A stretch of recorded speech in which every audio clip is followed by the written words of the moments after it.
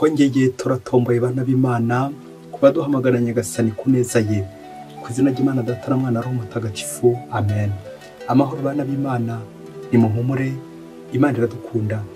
Ije kudukiza kuri uyu wa kabiri w'icyumweru cya 2021 bisanzwe, tariki 16 Nzeri 2025, ubwo duhimbaza abatagatifu bahowe Imana Cyprien na Corneli.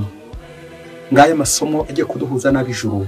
Isomo rya mbere ni ryo mu ya mbere Paulo Mutagatifu yandikiye Timote, umutwe wa 3 umurongo wa 1 kugeza ku 13. Nkora mutima yanjye, dore ijambo rigomba kwizerwa, nuko umuntu wumva ashaka kuba umwepiskopi aba yifuje gushingwa umurimo mwiza cyane. Ariko rero umwepiskopi agomba kuba ari umuntu w'inyangamugayo, washyingiwe rimwe risa, ntagire inda nini, agacisha make, akagira ubupfura, akamenya kwakira neza abamugana, kandi akaba ashoboye ibyo kwigisha. Ntabe umunywi cyangwa umunyamahane, ahubwo agahorana ineza, akazira gushotorana, kandi ntabe umunyabugugu. Akamenya kugenga urugo rwe no gutoza abana be kumvira. Ibyo byose bigakorwa mu bwiyubahe. None se koko umuntu utazi gutegeka urugo rwe bwite yashobora ate kwita kuri Kiliziya y'Imana? Byongeye ntazabe ari umuntu ugarukiye Imana mu bya vuba, hato atazatwarwa n'ubwirasi bigatuma acirwa urwa sekibi. Ubundi kandi rubanda rwo hanze rugomba kuba rumuvuga neza, kugira ngo atavaho yamaganwa cyangwa akongera kugwa mu mitego ya sekibi. Abadiyakoni nabo bagomba kuba ari abantu b'inyangamugayo, bazira uburyarya, ntibarenze urugero mu kunywa inzoga cyangwa ngo bararikire inyungu zidaciye mu mucyo. Bagomba kandi gukomera kwiyobera ry'ukwemera, barangwa n'umutima nta mukeye. Nabo kandi bazabanze babagerageze, hanyuma nibasanga ari ndakemwa bazabone kubashinga umurimo w'ubudiyakoni. N'abagore nuko bagomba kuba ari inyangamugayo, ntibabe ayanyamazimwe, ntibagire inda nini, kandi bakaba indahemuka muri byose. Abadiyakoni bagomba kuba barashyingiwe rimwe risa, bakanamenya gutegeka neza abana babo n'ingo zabo bwite.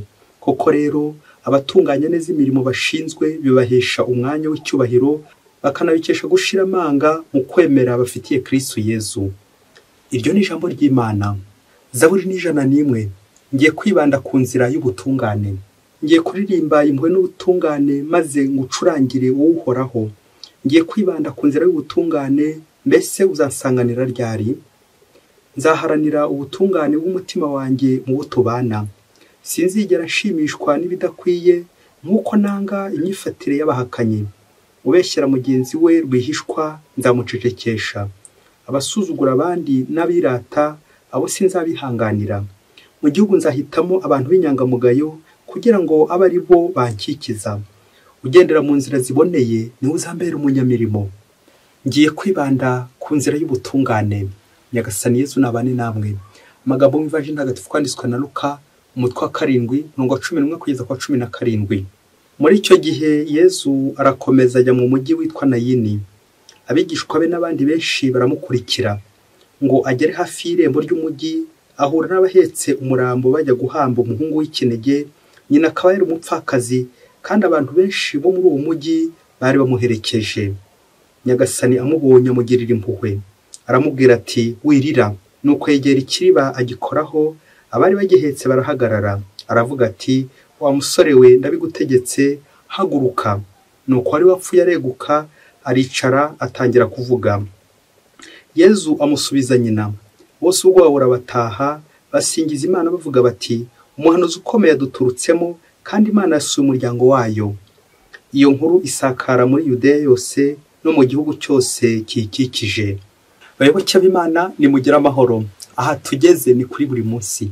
Fungura buri munsi, ufungure buri munsi, ufungure abandi buri munsi, ineza y'Imana buri munsi, ijambo ry'Imana buri munsi. Mu kuzirikana kuri amasomo cy'inzibesho duteguriye, turaza kwibanda ku ijambo bita umuyobozi. Umuyobozi, l'autorité. Uyo bavuze l'autorité cyangwa umuyobozi, ni umuntu ushinzwe kuzamura abandi. Nk'uko inshinga y'ikilatini ibivuga augere, kuzamura. Aho kugira ngo ubakandagire, ahubwo bagakuzamukira bajya hehe, bajya mu ijuru. Ngiyo autorité. Hari umuhanga uvuga uti, utayobora arayobya. hari n'ikindi bavuze ku bayobozi tugomba kujya twitondera igihe dushatse kwihutira ubuyobozi ku buryo bwihuse, ati yaba abayobozi bari bazi ko bazakubitwa nyinshi igihe bazaba barakoze nabi, niho bazakubitwa nyinshi. Ariko nanone umuyobozi azakubitwa nkeya cyangwa azahembwa kurusha abandi, cyajya nyine yatwaye neza umuryango w'Imana, yayoboye neza. Rero umuyobozi wongera utekereze, ese uzakubitwa nyinshi cyangwa uzahembwa byinshi? Biraterwa naho uhagaze, biterwa. Ako kabiterwa rero gafite igisobanuro gikomeye cyane cyuko tugomba kwitondera ubuyobozi, kuko abantu benshi tugapfa kwiruka tutazi iyo bijya. Reka rero kwikubitiro tubanze tuzirikane ku ngingo yo kwidumbukiza, kuko abantu benshi usanga turi kwidumbukiza. Ingingo ya mbere iragira iti kwidumbukiza. Ubundi guhera mu isezerano rya kera ndetse yewe no gukomeza no muri shya, hari ibyiciro bitatu by'abayobozi byimikwaga. Institution ni umwami, ni umuhanuzi ndetse n'umusaseridoti. Babimikaga babasiga amavuta nk'intore z'Imana, ko ari Imana yabatoye, bagasigwa amavuta kugira ngo bayobore imbaga y'Imana. Rero muri no minsi ya vuba ahangaha hajemo utuzi diliwe, hajemo abantu basukamo amazi menshi cyangwa abatekamutwe benshi, ku buryo usigaye ubona umuyobozi aridumbukije, kibaza ngo harya uriya ni Imana yamutoye. Ubu muri ibi minsi ujya kuba umuyobozi watanze akantu, nirinze kuvuga ruswa, hato ntaza guhita mpinduka umuswa bitewe n'uko nyine njya nakira ruswa. Bajya kuyobora uturere yewe ndetse muri kiliziya ukajya usanga ngo urayobora ari uko ubanje gutanga akantu. Wajya kuyobora kominote runaka, itsinda runaka, aturabanza utange akantu. Utwo tuntu harya n'Imana dushyizeho. Kura nyine ifoto y'umuyobozi nko muri kiliziya, reka tuvuge ibya hafi, ajya kuyoboza ari uko hari akantu yatanze. Ukuri ifoto gatanga ndetse ukura n'ifoto y'ukakira. Ukuri ifoto y'umwami wiyubashye, ujya ku buyobozi yidumbukije, yatanze akantu n'ibindi byinshi cyane. Kuva mu ntangiriro suko byahoze. Institution. Rero birababaje kubona mu ntangiriro yari institution, kwimikwa, gutumwa n'Imana. Ubu rero asigaye hari ikintu nyine cyo kwiyohereza, kwishyiraho. Ukurira iki kintu kiranakomeye. Tekereza nawe kuri ifoto mu isezerano rya kera, bimikaga umwami, umusaseridoti n'umuhanuzi, ariko wasanga ubu ngubu harajeho kwishyiraho, kwishyiriraho no kwishyiraho. Byose rero nibitwugarije, bidusaba gusenga dukomeje, kuko kwidumbukiza byatangiye. Bayobozi, kuba umuyobozi ni ukuyoborera Imana, ni ukuyobora abantu ku Mana. Umuyobozi utayobora nyine arayobya. Uze gukora umwitozo n'umunsi, urebe niba uyobora abantu ku Mana cyangwa niba uyobora kwa sekibi ikuzimu. Nusanga uyobora ku Mana, nuko nyine uri umuyobozi uri kuzamura abantu ku Mana. Nusanga none bayobora ikuzimu, nuko widumbukije. Nubundi uzava aho ugize ute, ushyireho utubazo 12. Isomo rya mbere twakiriye none, Paulo mutagatifu ari kwandikira Timote, umwepiskopi yashinze kiliziya, agira ngo amurangire uburyo azatora abandi bepiskopi. Icyo umwepiskopi agomba kuba yujuje, inshingano z'umwepiskopi, kondisiyo, ibiranga umwepiskopi cyangwa ibiranga abayobozi ba kiliziya. Isomo twakura muri byose bagiye bavuga, ugiye kubireba ushobora gusanga abenshi tutabyujuje, ari mu Imana yatugiriye. Ariko icyo twakuramo nuko Imana igira aho ihera, nagatira iheraho, igahera no kuri discipline nziza ufite, naho ngaho Imana irahera. Ngiye baruwa yandikiye Abahebureyi ivuga ko umusaseridoti aturuka mu bantu, yumvikana agakorera abantu, ntabwo ari kivejo, ntabwo ari kimanuka, n'ubundi asanzwe nyine ari umuntu, wa wundi w'umunyantege n'umunyabyaha. Ariko nanone se akafite nyine byibuze imwe mu mico myiza, mbese agakanyakanya, Imana ikagira byibuze aho ihera. Hari ikibazo Paulo yabajije Timote, ngira ngo konge tugisubiremo, nawe gishobora kuza kugutsinda. None se koko umuntu utazi gutegeka urugo rwe bwite yashobora ate kwita kuri kiliziya y'Imana? Amen. Urugo rwe bwite ntidushake kurufata nk'urugo rw'umugabo n'umugore, ahubwo birerekeza ku mutima nama. Byajwi nawe uri kuyobora muri wowe. Ngaho rero abaduhagarariye, abayobozi, abadiakoni, abasaseridoti, abami, abepiskopi, abapasiteri bahereye kuki kugira ngo ugere kuri ubwo buyobozi?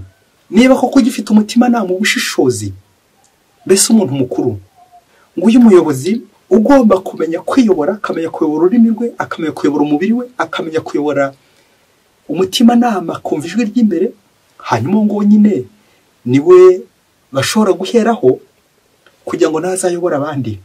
None se ubu waba nawe ubwawe utiyobora, warinaniriwe, byarangira akaba ari wowe uri kuyobora abandi? Komeza ukuri amafoto, arya kenshi dusanga abantu bananiranye, ari bakenshi duri komeza tuzamura mu ntera ngo bahagarare abandi bayobora abandi, kandi byabama. Ivanjiri y'ino munsi naho turabonamo ubuyobozi bwa Kristo nk'umuhanuzi. Ubwo tuzirikana imirimo itatu ya Kristo, Kristo umusaseredoti, umuhanuzi ndetse n'umwami.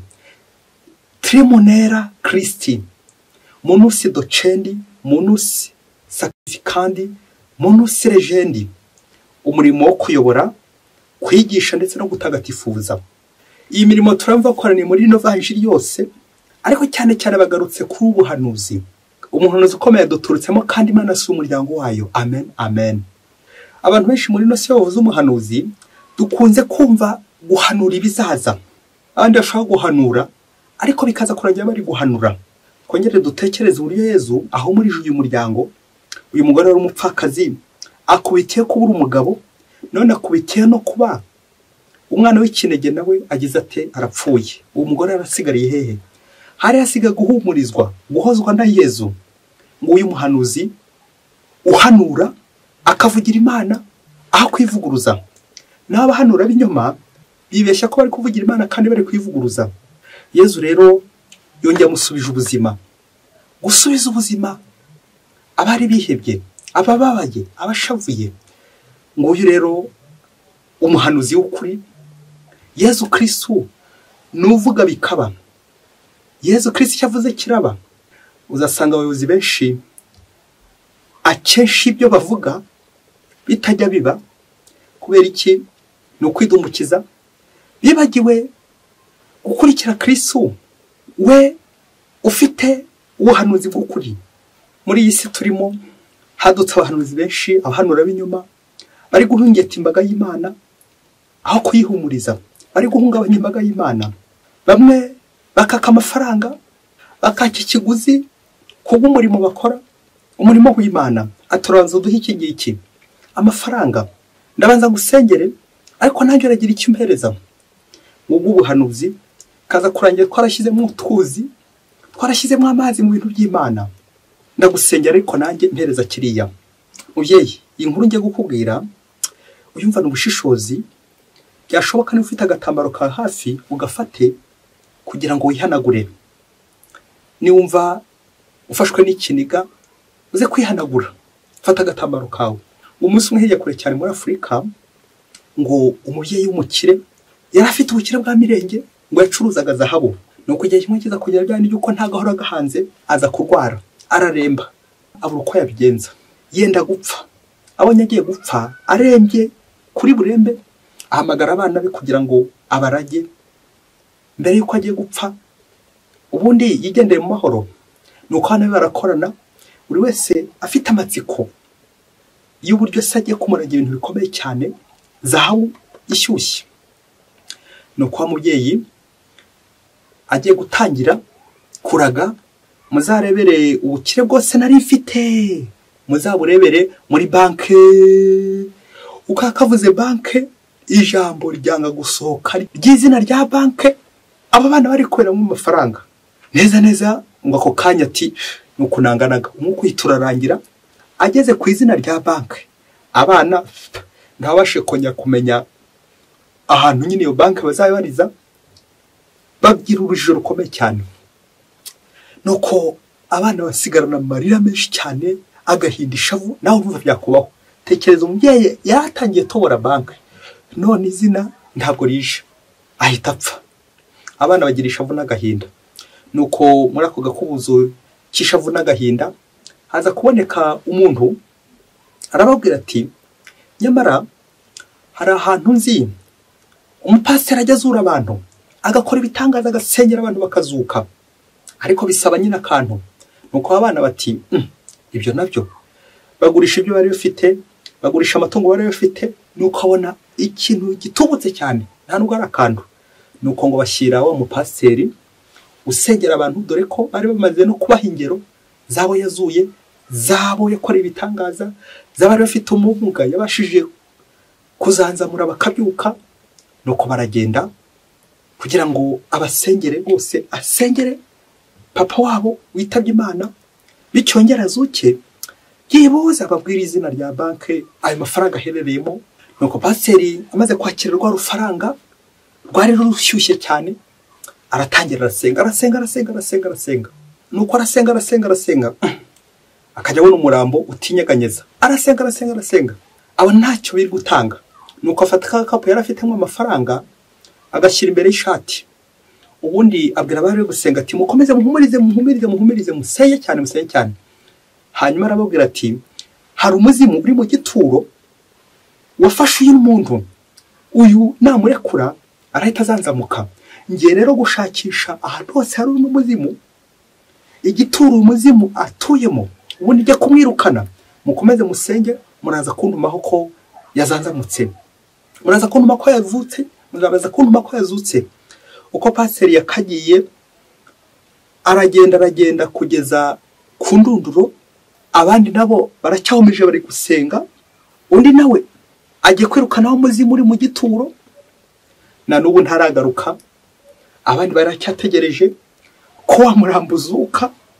Uko bakomeje gusenga baracyategereje ko pasiteri aza kwirukana umuzimu watumye bamubyeyi wabapfa, na n'ubu baracyategereje, nta kirakoreka.